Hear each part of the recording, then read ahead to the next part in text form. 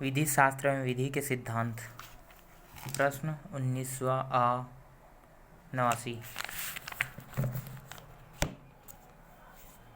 प्रश्न 19वां आ, संपत्ति की परिभाषा कीजिए।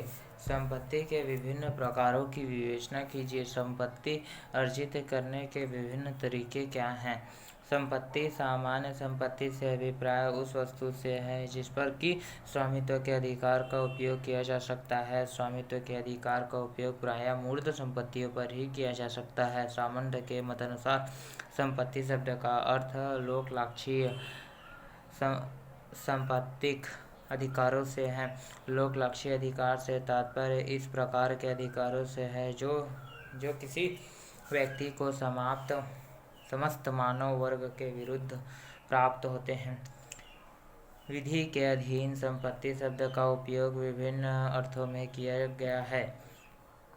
कभी इसको स्वामित्व के अर्थ में प्रयोग किया जाता है तो कभी स्वतः के रूप में, कभी कभी तो वे सभी वस्तुएं जो किसी व्यक्ति के पास हैं उनकी संपत्ति मानी जाती है। सामान्य के मतानुसार विधि के अंतर्गत संपत्ति शब्द का उपयोग निम्नलिखित संदर्भों में किया जा सकता है।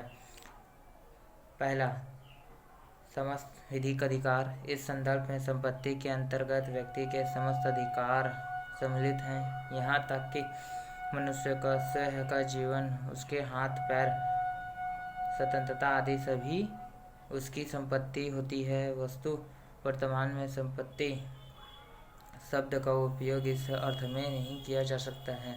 दूसरा, संपत्तिक अधिकार। इस अर्थ में संपत्ति के अधीन व्यक्ति के व्यक्तिगत अधिकारों का समावेश नहीं होता है, बल्कि केवल संपत्तिक अधिकार ही उसकी संपत्ति कहलाते हैं। अतः व्यक्ति की भूमि, कंपनी में उसके अंश आदि ही उसकी संपत्ति है।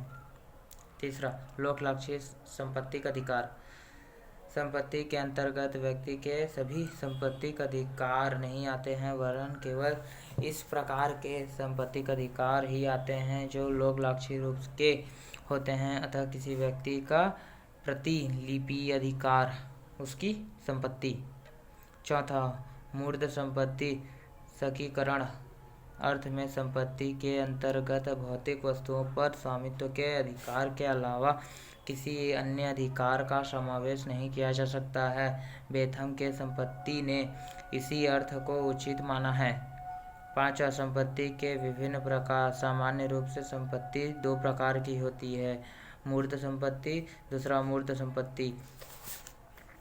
भौतिक वस्तुओं में स्वामित्व के अधिकार को मूर्त संपत्ति कहते हैं। इसके विपरीत समस्त मानव वर्ग के विरुद्ध समाप्त होने वाले अन्य संपत्ति को लोकलाक्षिक अधिकार अमूर्त संपत्ति कहलाते हैं। अमूर्त संपत्तियों को पुनः दो भागों में बांटा गया है। संपत्ति के विभिन्न प्रकारों का वर्गीकरण आगे प्रस्तुत किया गया है। संपत्ति, मूर्त संपत्ति, अमूर्त संपत्ति। चल संपत्ति, मूर्त तथा अमूर्त संपत्ति। मूर्त संपत्ति को पृथक पार्थिव या भौतिक संपत्ति तथा अमूर्त संपत्ति को पार्थिव संपत्ति कहते हैं। मूर्त संपत्ति वह संपत्ति होती है जिनकी अनुभूति ज्ञानेंद्रियों द्वारा हो सकती है, जैसे भूमि, मकान, रुपये, पैसे आदि मनुष्य की मूर्त संपत्ति है। अमूर्त संपत्ति वह संपत्ति है जिसकी अनुभूति ज्ञानेंद्रियों से नहीं हो सकती है। उदाहरण के लिए ऋण अधिकार, सुख अधिकार, प्रतिलिपि अधिकार इत्यादि। संपत्ति के इस विभाजन को रोमन विधि शास्त्रियों ने भी स्वीकार किया था। इसके मतानुसार इस प्रकार की सभी वस्तुएं जो दृश्यमान हैं मूर्त वस्तुएं मानी जाती थी तथा जो दृश्यमान नहीं थी अमूर्त वस्तुएं कहलाती थी। किंतु बकलैंड का मत है कि रोमन विधि के अधीन मूर्त वस्तुओं का अभिप्राय केवल स्वामित्व से होता था तथा अन्य सभी वस्तुएं जिनका मूल्यांकन द्रव्य में किया जा सकता था अमूर्त वस्तुएं कहलाती थीं। चल तथा अचल संपत्ति। मूर्त मूर्त वस्तुओं को चल एवं अचल संपत्तियों में वर्गीकृत किया गया है। भूमि चल संपत्ति कहलाती है, जबकि एक स्थान से दूसरे स्थान पर ले जाई जा सकने वाली वस्तुएं चल संपत्ति कहलाती हैं। सामान्य के मतानुसार चल संपत्ति के निम्नलिखित लक्षण होते हैं। पॉइंट नंबर 1, किसी भूखंड के ऊपरी सतह का निश्चित भाग। पॉइंट नंबर 2, उस भूखंड की बाहरी तरह के ऊपर नभमंडल का भाग। तीसरा पॉइंट, उस भूखंड की बाहरी सतह की निचली जमीन जहाँ तक की भूमि का केंद्र बिंदु है। पॉइंट नंबर 4, पृथ्वी से संलग्न या संबंध रखने वाली सभी चीज़ें जैसे मकान, दीवार, दरवाजे आदि। 5वां, वे सभी वस्तुएं जो बाहरी सतह के ऊपर या निचले भाग में अपने प्राकृतिक रूप में विद्यमान है। अभौतिक वस्तुओं पर निज संपत्ति अधिकार। संपत्ति का अधिकार भौतिक एवं अभौतिक दोनों वस्तुओं पर होती है। सरकार पदार्थ भौतिक वस्तुएं होती हैं। भौतिक वस्तुओं के अलावा अन्य सभी वस्तुएं भौतिक कहलाती हैं। संपत्ति विधि का अधिकतर संबंध भौतिक वस्तुओं से होता है, परंतु सामान्य के अनुसार मानवीय कौशल तथा श्रम से व्युत्पन्न विभिन्न अभौतिक पदार्थ भी अधिकारों की विषय वस्तु के रूप में मान्य है। मानव के मस्तिष्क से जो अभौतिक उत्पाद निर्मित होता है वे उसके लिए मूल्यवान होते हैं। इसलिए विधि के अनुसार ऐसे अभौतिक उत्पादों पर व्यक्ति का संपत्तिक अधिकार होता है। इसके निम्नलिखित रूप हो सकते हैं। पैटर्न। पॉइंट नंबर 1, पैटर्न, प्रतिलिपियां अधिकार। तीसरा, ट्रेडमार्क। पर संपत्तिक अधिकार। पर संपत्ति अधिकार के निम्नलिखित प्रकार होते हैं। प्रतिभूतियां, सुविधा भार पट्टे। प्रतिभूतियां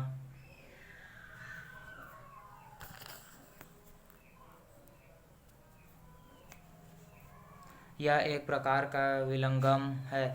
इसका प्रयोजन उसी व्यक्ति में निहित किसी अन्य अधिकार के उपयोग की सुविधा प्रदान करना है। सामान्य रूप से ऋण के भुगतान को निश्चित करने के लिए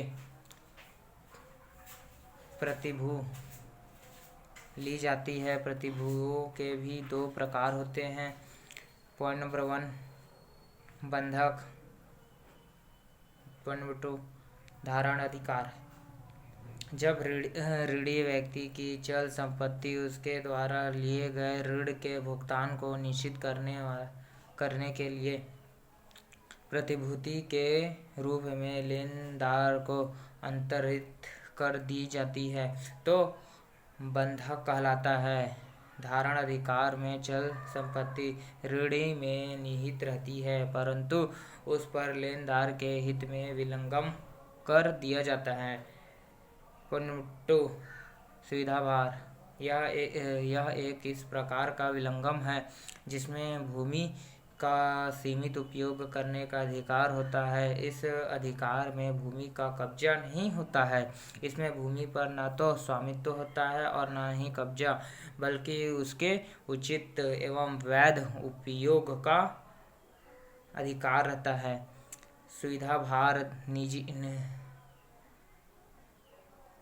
निजी तथा सार्वजनिक दोनों रूपों में हो सकता है। निजी सुविधा भार निश्चित व्यक्ति में निहित होता है, जबकि सार्वजनिक सुविधा भार वह है जो जनसाधारण या अनिश्चित व्यक्तियों में निहित होता है। तीसरा, पट्टा। इसको अभिवृद्धि भी कहते हैं। पट्टे के अंतर्गत भूमि की अभिवृद्धि जंगम वस्तुओं के सभी प्रकार के उपनिधान तथा अमूर्त संपत्तियों के सभी विलंगम आते हैं।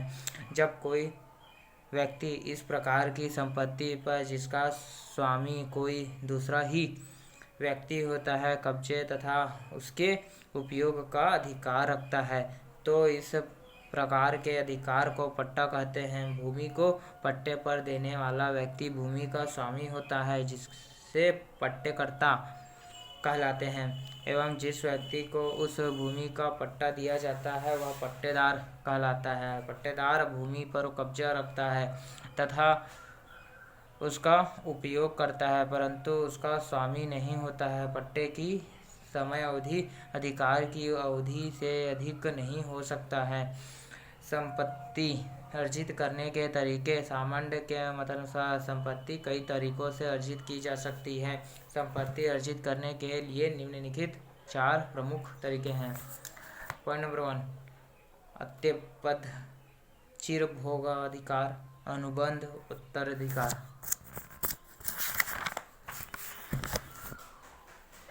Point number 1, अधिपत्य। किसी भौतिक पदार्थ पर अधिपत्य होने से उस पर स्वामित्व का हक उत्पन्न हो जाता है। यदि कोई व्यक्ति किसी ऐसी वस्तु पर अधिपत्य कर लेता है जो किसी भी व्यक्ति की संपत्ति न हो तो उस पर अधिपत्य रखने वाले व्यक्ति को उस वस्तु का स्वामित्व प्राप्त हो जाता है। यह अधिपत्य में ली गई वस्तु किसी अन्य की संपत्ति है तो अधिपत्य का हक उसके वास्तविक स्वामी को छोड़कर शेष अन्य सभी व्यक्तियों के विरुद्ध पूर्ण रूप से अधिपत्यधारी का होगा। यदि किसी अधिपत्यधारी स्वामी को कोई व्यक्ति उसके अधिपत्य वस्तु से दोषपूर्ण ढंग से वंचित कर देता है, ऐसा स्वामी उस वस्तु को उस व्यक्ति से वापस ले सकता है, बशर्ते कि वह व्यक्ति उस वस्तु का स्वामी न हो। दूसरा, चिरभोगाधिकार। एक अवधि की संपत्ति के परिणाम स्वरूप जिन अधिकारों का सृजन या विनाश होता है उन्हें चिरभोगाधिकार कहते हैं। अर्थात जब कालावधि के समाप्त हो जाने के कारण किसी व्यक्ति को कोई अधिकार प्राप्त हो जाता है तो यह कहा जाता है कि उसे चिरभोगाधिकार प्राप्त हो गया है। चिरभोगाधिकार 2 प्रकार के होते हैं। पॉइंट नंबर 1, निश्चयात्मक या अर्जनशीलता। दूसरा, नकारात्मक या निरवापक। यदि कालावधि बीत जाने के फलस्वरूप अधिकार उत्पन्न हो जाता है तो उससे निश्चयात्मक या अर्जनशील चिरभोगाधिकार कहते हैं।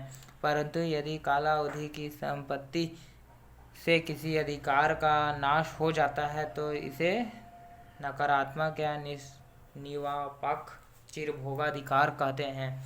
सामान्य के अनुसार नकारात्मक अर्थ निर्वापक चिरभोगाधिकार 2 प्रकार के होते हैं। पॉइंट नंबर 1, पूर्ण तथा दूसरा पॉइंट अपूर्ण। पूर्ण नकारात्मक चिरभोगा में प्रधान अधिकार पूर्णतः नष्ट हो जाता है। अपूर्ण चिरभोगाधिकार में केवल कार्यवाही करने का अधिकार समाप्त हो जाता है तथा प्रधान अधिकार का अस्तित्व पूर्वतः बन जाता है। तीसरा, अनुबंध। संपत्ति को अनुबंध द्वारा भी अर्जित किया जा सकता है। अनुबंध विधि द्वारा प्रवर्तनीय होता है तथा इसमें निम्नलिखित 4 बातें होनी आवश्यक होती हैं। पॉइंट नंबर 1, 2 या 2 से अधिक पक्षकार। पॉइंट नंबर 2, पक्षकारों की इच्छाओं की सहमति। पॉइंट नंबर 3, पक्षकारों को आपस में अनुबंध की सूचना तथा पॉइंट नंबर 4, पक्षकारों के मध्य विधिक संबंध स्थापित किए जाने का आशय। लोकलाक्षिक संपत्ति अधिकार के रूप में अनुबंध 2 प्रकार के होते हैं। पॉइंट नंबर 1,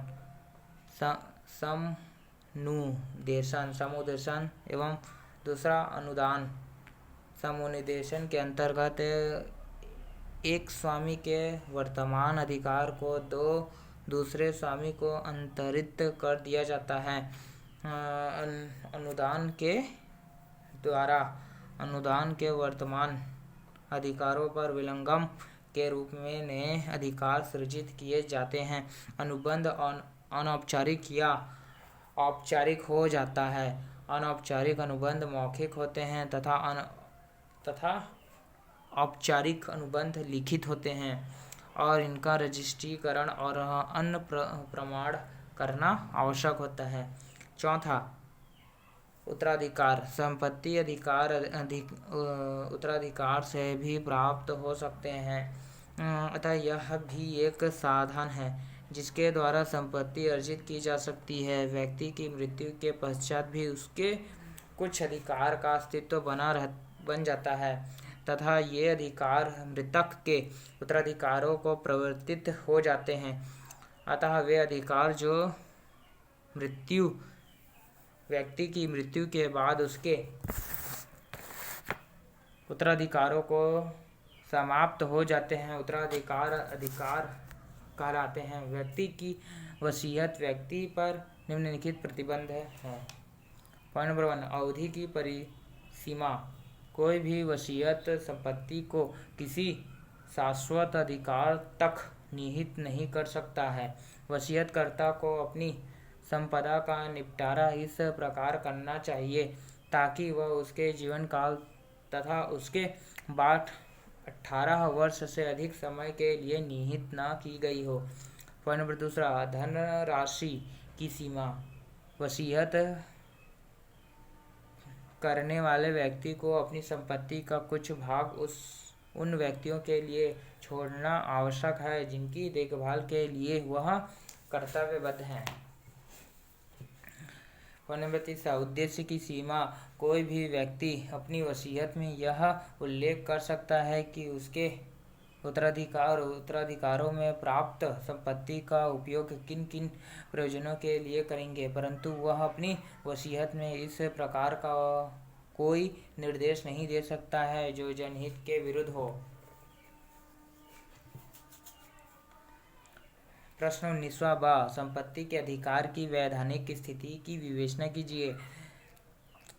संपत्ति के अधिकार की संवैधानिक स्थिति सन 1978 से पूर्व भारतीय संविधान के अनुच्छेद 19(1) च के अंतर्गत व्यक्ति की संपत्ति को वैधानिक संरक्षण प्रदान किया गया था तथा अनुच्छेद 31 के अंतर्गत संपत्ति के अधिकार को मूल अधिकार की स्थिति प्राप्त थी, परंतु संविधान के 44वें संशोधन अधिनियम 1978 द्वारा इन दोनों अनुच्छेदों को समाप्त कर दिया गया तथा इसके स्थान पर एक नए अनुच्छेद 300 को उपबंधित किया गया है, जिसमें संपत्ति के अधिकार को एक सामान्य विधिक अधिकार का दर्जा प्रदान किया गया है। इस अनुच्छेद में केवल यह कहा गया है कि किसी भी व्यक्ति को उसकी संपत्ति से विधि के अधिकार के बिना वंचित नहीं किया जाएगा। अतः अनुच्छेद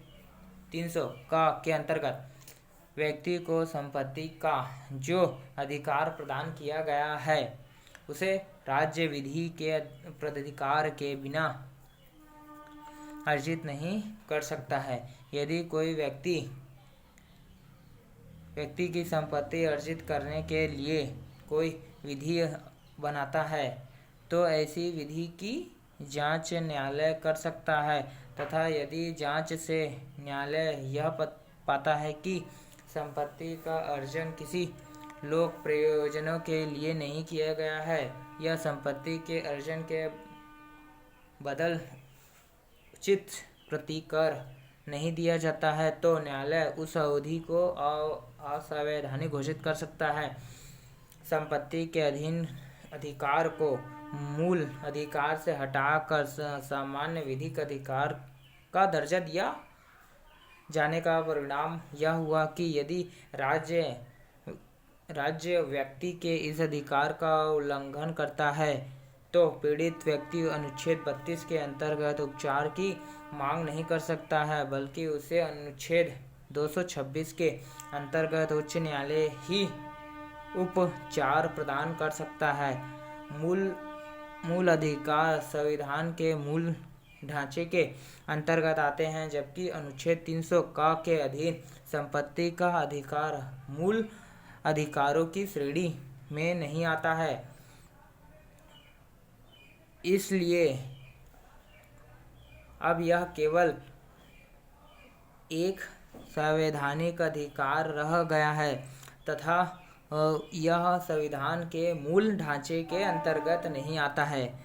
सन 1978 के संशोधन के पश्चात संपत्ति के अधिकार की संवैधानिक स्थिति को उच्चतम न्यायालय ने जुलूभाई नाजूभाई खाजर बनाम गुजरात राज्य AIR 1995 SC 142 के मामले में